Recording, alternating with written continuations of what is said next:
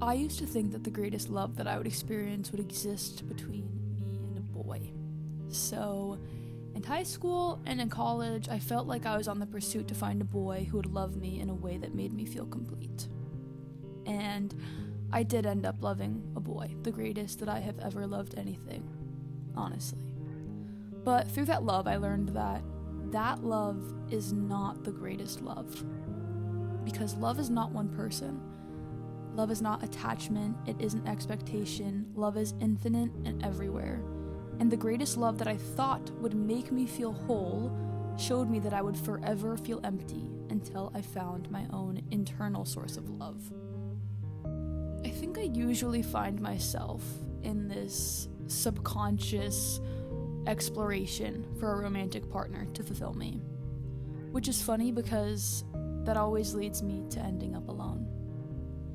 I don't think that I end up alone out of punishment. I think that I just keep ending up alone to realize that I never have to look that far to find that infinite level of love that I've been looking for. My journey to find this deeper level of love brought me a dog, a new car, more dates than I could ever count, a new apartment. It brought me to church, a new job, new friendships, music, books, breathwork classes, therapy, workout classes, a coffee addiction, a cockroach infestation, a whole 180 reworking of my brain.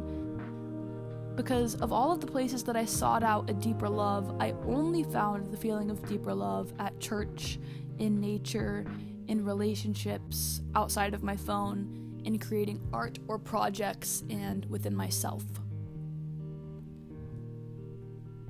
I wrote 100, not 100. I wrote 29 songs, and I felt that they would be about boys and about my mother, but they all ended up telling me the same story, that I do not feel like I am enough for myself. I do not feel like I deserve the things that I want, and therefore, I will never be able to find what I'm looking for until I realize that I've had it all along.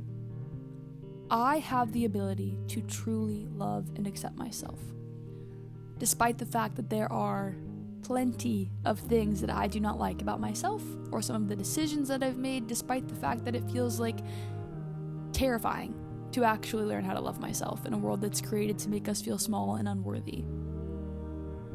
We all hear that though, we know that, right? Like, you can't love somebody until you love yourself. And that's stupid and it's a lie and it's just blatantly wrong, because you can love somebody else. You can, but you won't be able to have that secure, lasting love until you truly love yourself. But how? Right? I think that's the hardest part, where I usually end up just like slamming my head into a wall. I'm just like, how do you actually do that? And once again, trying to figure that out, it brought me a dog, a new car, more dates than I could ever count, an apartment. It brought me to church, a new job, new friendships, books, music, breathwork classes, therapy, workout classes, a coffee addiction, a cockroach infestation, and a whole 180 reworking of my brain. Just for me to learn that you love yourself by seeing your inherent value. You love yourself by comforting yourself even when you fuck up, when you get hurt, when you feel sad. There is this whole relationship that you actually have to build with yourself. You love yourself by realizing that you will make mistakes. You will hurt other people. You will say things that you don't mean, and you'll mess up something at work. And even though you'll make mistakes, you'll eventually learn that that doesn't mean that you deserve less than you desire. We all deserve that infinite love. The unconditional, never-ending love. But until you learn to love yourself to that degree, you'll always be attached to other people. Because having them love you to that level that you haven't loved yourself yet will make you feel like you've lost absolutely everything if something happens and they don't get to stay. Through learning to love myself, that I have learned that love is not attached. Love does not expect anything. It doesn't compare. It isn't anxious or fearful. Humans are. Love is free. It exists no matter how far people go or how long people go without talking. Love is radiant. and it is detached because it knows that the infinite level of love exists everywhere.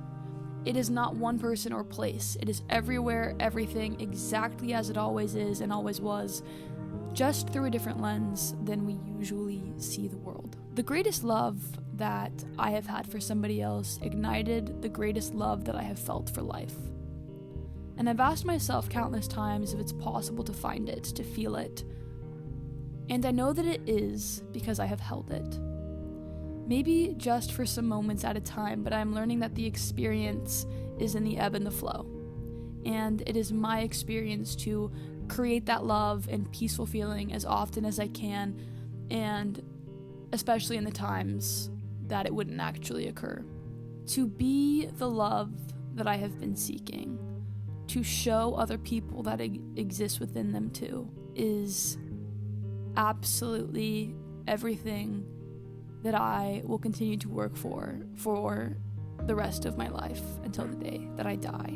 Yeah, now I'm like, fuck, I don't even care that I'm single, because I'm learning to love myself.